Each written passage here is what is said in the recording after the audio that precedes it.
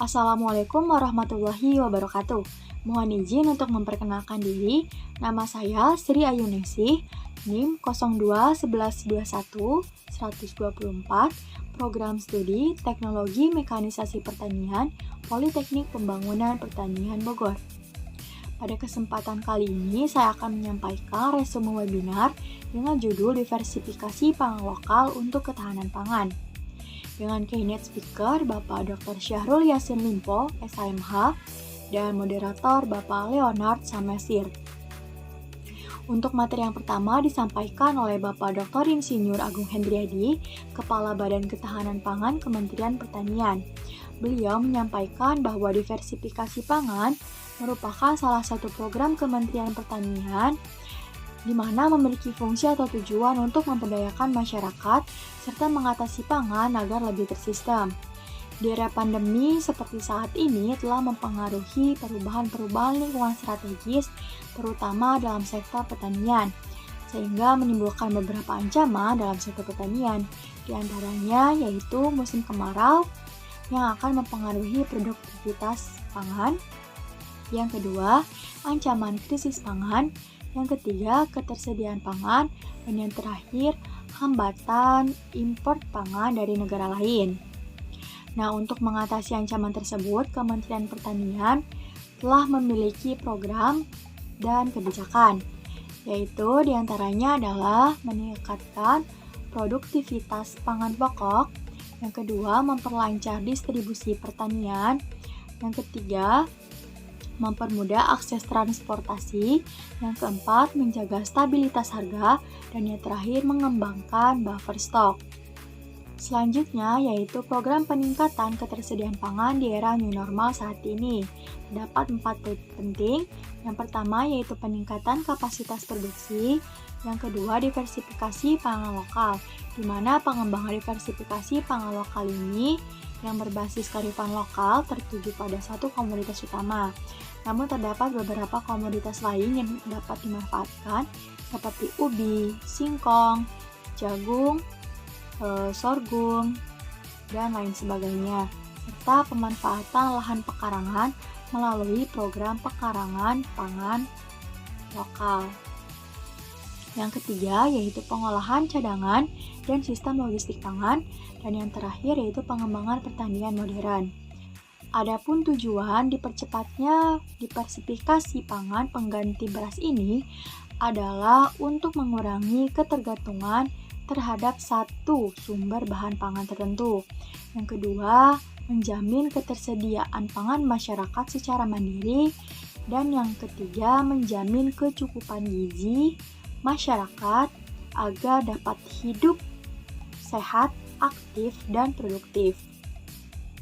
Untuk selanjutnya yaitu arah diversifikasi pangan dengan hasil yang dituju, yaitu tersedianya produk pangan lokal pengganti beras yang sesuai standar mutu dan gizi.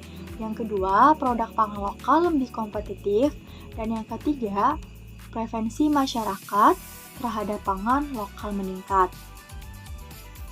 Materi yang kedua yaitu mengenai strategi menjaga ketahanan pangan dan sustainability di masa dan pasca COVID-19 disampaikan oleh Bapak Dr. Haji Andi Akmal Pasludin SPMM.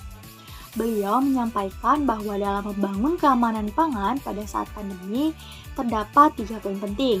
Yang pertama yaitu 3 pilar keamanan pangan yang harus dipastikan tetap stabil, diantaranya yaitu ketersediaan pangan, akses pangan, dan pemanfaatan pangan. Yang kedua yaitu menjaga aktivitas pekerja tani.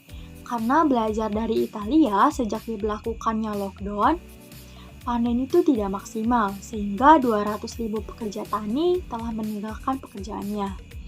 Dan yang terakhir yaitu memperbaiki data secara valid. Kemudian terdapat 4 hal yang harus dikuatkan dalam sektor pertanian, karena sektor pertanian ini merupakan sektor yang menjadi benteng perekonomian negara. Adapun 4 hal tersebut yaitu yang pertama, membumikan inovasi pertanian terutama kepada petani milenial. Yang kedua, melindungi dan memberdayakan petani lokal.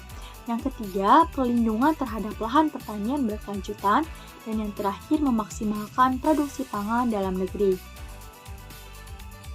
Untuk materi yang ketiga disampaikan oleh Bapak Suhari Hussein, yaitu Ketua Masyarakat Singkong Indonesia. Beliau menyampaikan bahwa pangan lokal menjadi kekuatan nasional, antara lain yaitu singkong. Singkong merupakan salah satu komoditas yang memiliki nilai plus, di mana memiliki manfaat yang baik untuk tubuh serta dapat mudah untuk ditanam di mana-mana. Singkong ini akan menjadi salah satu ketahanan pangan nasional. Diversifikasi pangan berbasis singkong telah menjadi sangat umum bagi masyarakat Indonesia. Oleh karena itu, beliau menyampaikan bahwa telah mengajukan program kepada pemerintah yang bertujuan agar petani singkong bisa merasakan sentuhan pemerintah untuk meningkatkan produksi singkong itu sendiri. Karena singkong merupakan salah satu komoditas pendukung, penyedia, dan ketahanan pangan nasional.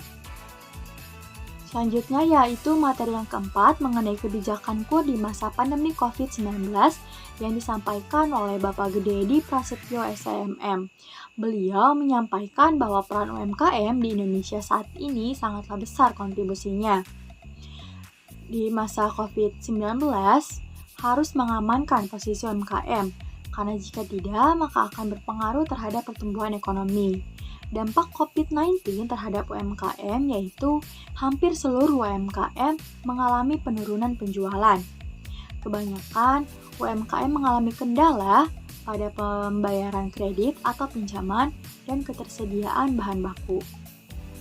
Terdapat dua kebijakan KUR atau kredit usaha rakyat di masa pandemi COVID-19. Yang pertama yaitu kebijakan bagi penerima KUR, di mana diberikan tambahan subsidi sebesar 6% selama 3 bulan pertama dan 3% selama 3 bulan kedua.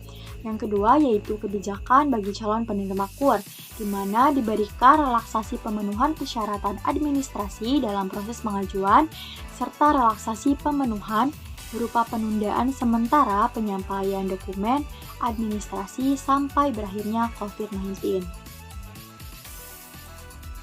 Untuk materi yang terakhir yaitu materi yang kelima mengenai sistem pertanian yang bertahan saat pandemi dan berkibar di pasca pandemi COVID-19 disampaikan oleh Ibu Dr. Sani Ritz. Adapun isi dari materi yang beliau sampaikan yaitu yang pertama, diversifikasi pangan lokal adalah tool, di mana yang harus dibangun itu adalah sistem pertanian berwawasan lingkungan berkelanjutan. Yang kedua, ketahanan pangan, yang kuncinya adalah optimalisasi lahan, karena jika tidak melakukan optimalisasi lahan maka akan keteteran. Yang ketiga yaitu revolusi sistem produksi beras dan diversifikasi pangan lokal untuk ketahanan pangan. Dan yang terakhir yaitu dukungan dan kemauan dari pemerintah untuk mengimplementasikannya. Tanggapan saya terhadap diadakannya webinar ini yaitu sangat baik dan tentunya sangat bermanfaat bagi peserta webinar maupun audiens. Dengan diadakannya webinar dengan judul diversifikasi pangan lokal untuk ketahanan pangan ini dapat memberikan informasi kepada audiens tentang apa saja ancaman dan tantangan yang dihadapi oleh sektor pertanian khususnya dalam ketahanan pangan serta bagaimana strategi atau cara yang dilakukan untuk mengatasi masalah tersebut di tengah pandemi COVID-19. Mungkin itu saja yang dapat saya sampaikan, kurang lebihnya mohon maaf. Saya akhiri, wabillahi taufiq wal hidayah. Wassalamualaikum warahmatullahi wabarakatuh.